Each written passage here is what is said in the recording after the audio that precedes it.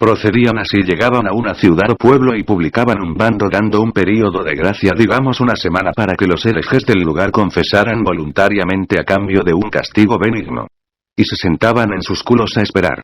A veces no llegaba ni uno, pero otras veces, como en Torón, se presentaban 10.000, y entonces los pobres notarios al servicio de los dominicanes no se daban abasto con tanto hereje confesando.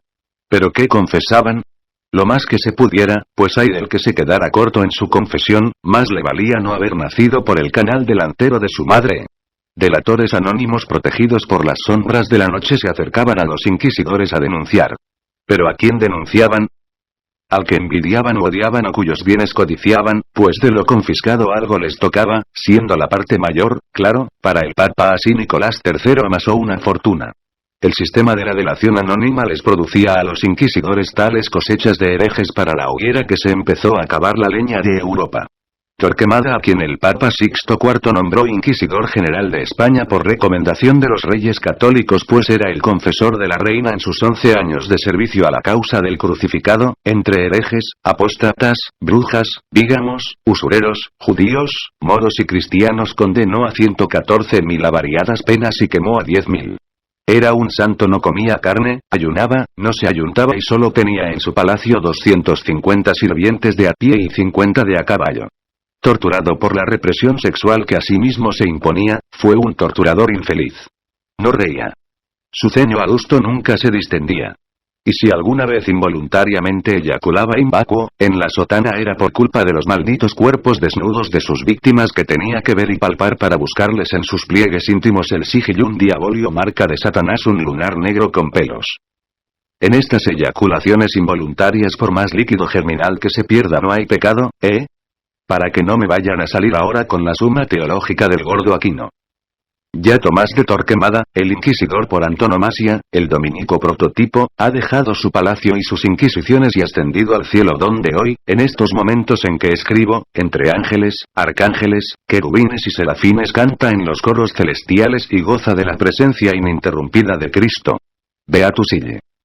Torquemadas, por supuesto, no serán todos los días, él es único. Juan Antonio Llorente, quien fuera secretario de la Inquisición en Madrid a fines del siglo XVI, calculaba que hasta sus días se había quemado en España en total a 30.000. Vale decir que en 300 años un sartal de inquisidores solo le sumaron 20.000 a los 10.000 que quemó Torquemada en sus escasos 11 años de gestión comburente. Como Mozart, Torquemada vale por cuantos lo preceden y lo siguen. Cotéjense si no estas pobres cifras ajenas con las suyas. Robert Le Bourge quemó a 183. Bernard Guy, a 42. Conrado de Marburgo, a unos 20. En Portugal quemaron a 184, 3.800 en Goa, 20 en Salem. ¡Qué desilusión! No hay como la raza hispánica. A nosotros nos debe el papado 3 tesoros: los dominicos, los jesuitas y el Opus Dei. Lacayos y esbirros como estos, ¿dónde va a encontrar su santidad? Inocencio IV autorizó la tortura, y las cámaras de la Inquisición se convirtieron entonces en las mazmorras del infierno. A los acusados los encerraban en celdas aislados, les impedían ver a los familiares y les ocultaban los nombres de sus acusadores. Al que no confesaba pronto le aplicaban como aperitivo las empulgueras, unas abrazaderas que se cerraban con un tornillo y que iban triturando y dislocando dedos. No confesaba. Lo pasaban entonces a las botas quiebratibias, para sentarlo luego en la silla ardiente a descansar, una silla con una hornilla bajo un asiento metálico erizado de clavos afilados que se calentaban al rojo vivo. Seguía sin confesar. Le dislocaban entonces los brazos y las piernas en la rueda o en el potro de tortura. O le aplicaban el tormento de la garrucha, que consistía en colgar al tozudo, con los brazos atados por detrás de la espalda, de una cuerda que pasaba por una polea, y subirlo y bajarlo hasta que se le dislocaran los hombros. Aullaba de dolor. Le taponaban la boca con un trapo. Se desmayaba. Mañana entonces continuamos la sesión. Prisa no había. Y rociaban los instrumentos de tortura con agua bendita para desinfectarlos. A propósito de agua y trapo, al día siguiente el trapo lo embebían en agua que le iban haciendo tragar al empecinado, jarra tras jarra, asfixiándolo. Ese era el tormento de la toca. O le desencajaban las mandíbulas abriéndoselas hasta lo máximo. Por el amor de Dios, confiesa para que salves tu alma, le imploraba el inquisidor, no me hagas sufrir tanto. Salvar siempre ha sido una de las prioridades de la puta, y convertir. Conjuga todo el tiempo estos dos verbos. A las víctimas desmembradas las tiraban en pozos llenos de serpientes, los entregaban desnudos y atados a ratas hambrientas o los enterraban vivos. Y no solo tenía que confesar el indiciado, sino que por añadidura lo obligaban a denunciar a su mujer, a sus hijos y a sus amigos como enemigos de Dios. A los que confesaban rápido simplemente se les confiscaban los bienes, se les recetaban azotes y misas y se les obligaba a llevar las dos cruces amarillas de la infamia, una por delante y la otra por la espalda, cosidas a la ropa. El problema de la confesión no eran tanto las dos cruces y que el condenado quedara como carmelita descalzo durmiendo a la intemperie, sino que se sentaba el precedente de herejía y así después cualquiera, por envidia, por odio o por celos lo podía acusar de reincidencia y ahí sí entonces eran las llamas de la hoguera las que iban a bailar en torno al cuerpo semidesnudo del relapso, la danza del fuego de don Manuel de Falla. Morir quemado es peor que morir crucificado.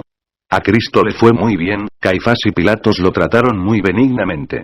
En fin, la quema estaba a cargo de las autoridades civiles, no de las eclesiásticas, para no ir a manchar la santidad de la Iglesia. Era el llamado auto de fe, que tenía lugar en la Plaza Real ante el populacho congregado, feliz de ver arder. Una verdadera fiesta cristiana. El inquisidor fungía de acusador y juez. Por lo tanto, como acusador jamás perdía un caso. Nunca le decía al indiciado de qué lo acusaba y le prohibía preguntar. Cualquier testigo le servía perjuros, asesinos, ladrones. No se podía apelar, pues ¿a quién? ¿Al Papa?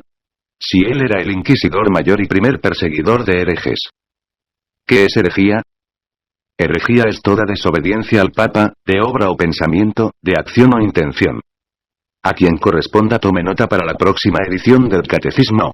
Sostener que la Santísima Trinidad son dos, el Padre y el Hijo que ya se comieron en caldo a la paloma del Espíritu Santo, es herejía si el Papa dice que no. Si dice que sí, es ortodoxia. El Papa es infalible. Y no desde Pío IX como creen los desinformados. No, siempre lo ha sido. Pío IX simplemente fue el que hizo dogma de esta verdad obvia. Para iniciar un juicio le bastaba al inquisidor un rumor o una delación. Se incitaba a los hijos a denunciar a los padres a los hijos, los esposos a las esposas a los esposos, los amigos a los amigos.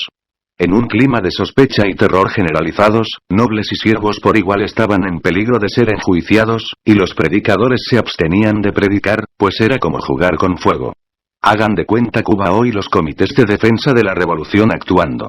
Las deudas del delator se anulaban, lo cual era una invitación a que todo deudor denunciara a su acreedor. Fundándose en la delación o el rumor, el inquisidor procedía entonces y le caía al acusado como un rayo, por ejemplo, o a la medianoche cuando dormía lo despertaban y en un estado de aturdimiento y de confusión lo conducían a la prisión secreta de la Inquisición sin decirle qué delito le imputaban ni quién lo delató. Los inquisidores se enriquecían como obispos, recibían sobornos, se apoderaban de las riquezas de los que condenaban, y los ricos les pagaban contribuciones anuales para que no los acusaran. Juzgaban y condenaban hasta a los muertos, los desenterraban como al Papa Formoso y trituraban y quemaban sus huesos. Claro, para despojar a los herederos del hereje de sus herencias. Cómplices unos de otros, se absolvían del derramamiento de sangre y los excesos de celo que hubieran podido cometer, como cuando se les iba la mano en el tormento, por ejemplo, y mandaban al indiciado derecho a la eternidad sin pasar antes por la hoguera.